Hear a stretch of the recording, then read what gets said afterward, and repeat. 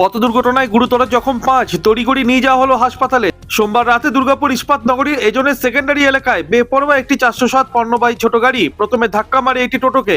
এরপর এক সাইকেল আরোহীকে ধাক্কা মেরে রাস্তা থেকে নেমে যায় ওই 407 গাড়ি। টোটোর 4 আরোহী সহ এক সাইকেল আরোহী গুরুতর জখম হন। এই 5 জন গেছে, 5 জন।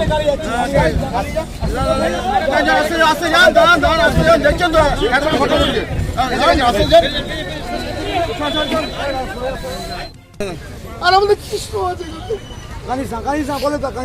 দেখছি দাদা কি হয়েছে কি হয়েছে বাড়ি যাচ্ছিল একটা টাটা এসি গাড়ি, যাই না 5 জনকে মেরে দিয়ে চলে গেল।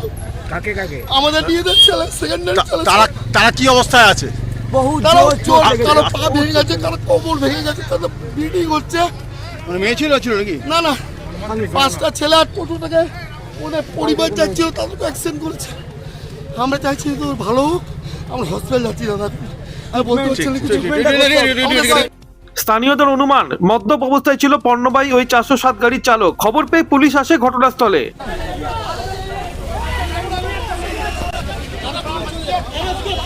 দুর্গাপুর থেকে অনুরাধা সিংগুপ্তের রিপোর্ট, খাঁটি খবর।